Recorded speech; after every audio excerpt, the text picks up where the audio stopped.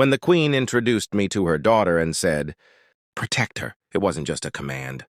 It wasn't politics. It wasn't strategy. It was fear hidden behind royal strength. The palace had faced wars before. It had survived rebellions, invasions, betrayals. But it had never felt like this. Enemy signatures appeared across the atmosphere. Unidentified, unmatched, unknown. Even their advanced. Scanners couldn't read them. The generals stiffened.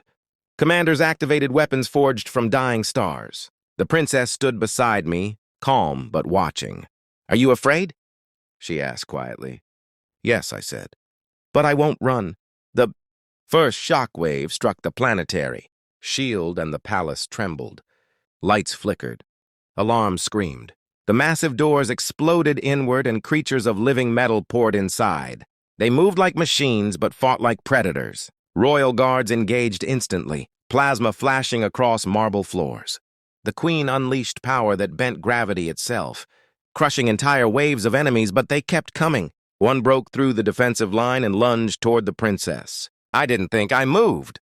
I shoved her aside and took the impact. Pain tore through my ribs as I crashed across the floor. The creature advanced, blades unfolding from its arms. I grabbed a fallen alien weapon. It wasn't built for human hands, but I forced it to activate. It screamed with unstable energy as I charged. The explosion shattered half the hall. When the smoke cleared, the creature was gone. I was still standing. Barely. The palace stared. Not because I was strong, but because I chose to stand. More enemy forces descended. The planetary shield collapsed. Warships began firing from orbit. The Empire was falling. The Queen looked at me not as a ruler, but as a mother. "Get her out," she ordered. This time it wasn't a request. I took the princess's hand and ran through collapsing corridors as fire swallowed banners and statues crumbled. Escape ships were destroyed. Hangars were burning. There was only one emergency transport left beneath the palace. We reached it as the structure above began to implode. I secured her in the seat. She grabbed my wrist. "If we leave my mother, she knows," I said. The transport launched as the capital world erupted in flames. From orbit, we watched an empire burn. She didn't cry. Her hand never left mine. Enemy ships appeared on the scanner again. They followed us into deep space. "Why did she choose you?" she asked. I looked at the endless stars ahead. "Because when humans say we'll protect someone, we mean it. Weapons locked onto us." I pushed the engines past their limits. The hull shook as enemy fire tore through space behind us. Warning lights flashed. The ship wasn't built for war, but humans aren't built to quit. Another blast clipped the side. Systems failed one by one. Still, we kept going, because she wasn't just a princess anymore. She was hope. And we do not fail those we... After we escaped the burning capital, silence didn't mean safety. The scanners still flashed red. They were tracking us. The emergency transport shook as I pushed the engines harder than they were ever designed to handle. The princess sat beside me. No longer just royalty, but the last living symbol of a fallen empire. Behind us, her world burned. Ahead of us, nothing but unknown space. "Can we outrun them?" she asked quietly. I checked the readings and adjusted our trajectory. "Not forever," I answered. 3 enemy ships broke through the debris field and accelerated toward us. They didn't fly in formation. They hunted. A beam of energy sliced past our hull, close enough to rattle the cockpit. Warning lights flashed. Fuel levels dropped. The ship couldn't survive many direct hits. I scanned the surrounding sector and spotted a collapsing star system forming a violent gravity. Well, dangerous, unstable, perfect. I angled the transport toward it. "That will kill us," she said. "Only if we hesitate," I replied. The engines roared as we entered distorted space. Gravity twisted around us. Consoles sparked. I shut down non-essential systems and took manual control. The first enemy ship miscalculated the gravitational pull and was torn apart by tidal forces. The second collided with stellar debris and exploded in a burst of white light. Only one remained. It adapted quickly and fired again. The blast clipped our stabilizer, sending us spinning. I fought the controls, forcing short thruster bursts to regain balance.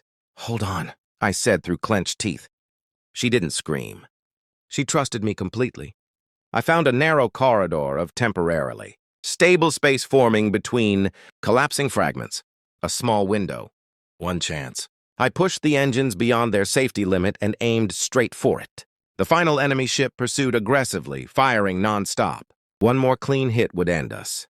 At the last second, I cut main thrust and dropped into the gravity slipstream below the corridor. Their targeting failed. Their final shot struck unstable stellar mass behind us.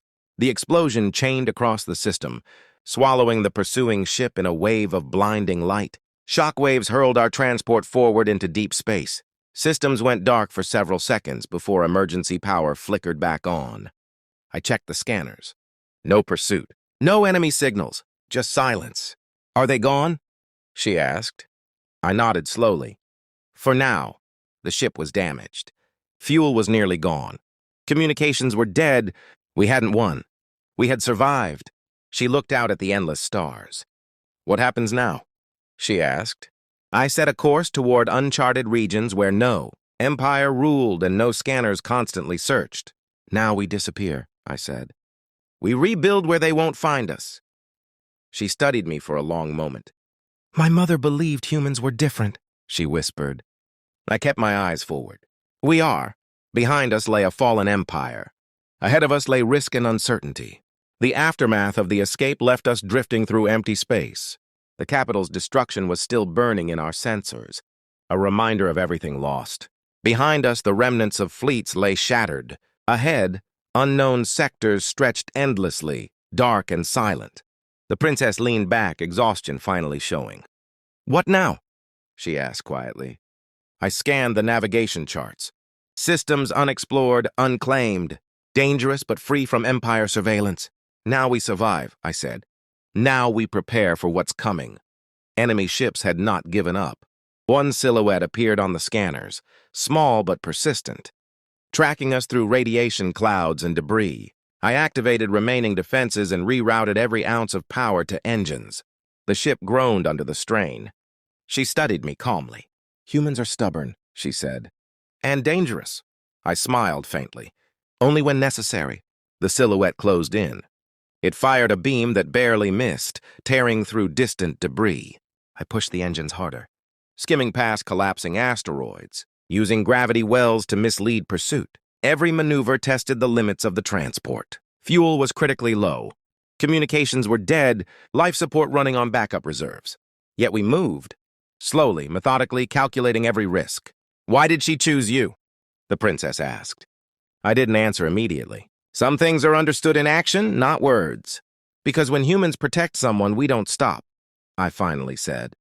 The enemy ship adjusted, following relentlessly. I led it into a dense asteroid field, weaving through fragments, using speed and trajectory to force mistakes.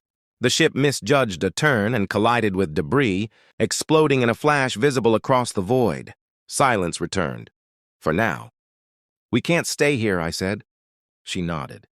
She had learned patience in the middle of chaos, understanding that survival is as much strategy as courage. I set a course for a cluster of uncharted planets. Habitable zones were few, but far from any empire. We would regroup, repair, and rebuild. Behind us lay death and destruction. Ahead of us lay risk and uncertainty. But we were alive.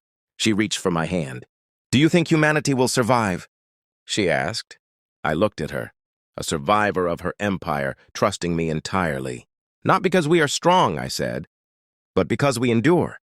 Because we protect what matters." Stars stretched endlessly around us, silent witnesses to our flight.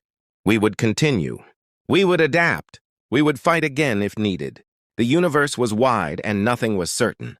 But I knew one thing. No matter what came, she would live. And as long as we breathe, as long as we move, we do not abandon those we choose to protect. Ever. After escaping the nebula ambush, silence stretched across the void. The princess and I drifted toward a sector unknown to both, empires and human colonies. Supplies were low, systems damaged. But the will to survive burned brighter than ever. "How many systems ahead?" she asked quietly. I scanned the navigation arrays. Enough to hide. Enough to prepare. Enemy scouts still lurked, small but relentless, probing for weaknesses. We evaded them through asteroid fields, using gravity and radiation clouds as cover. Every movement was precise. Every maneuver was life or death. She had learned quickly. Navigation, power reroutes, sensor management, and her presence beside me made every decision sharper, faster, more focused. Weeks passed in calculated silence until the sensors picked up faint transmissions, distorted, fragmented, from the edge of an abandoned colony. Survivors.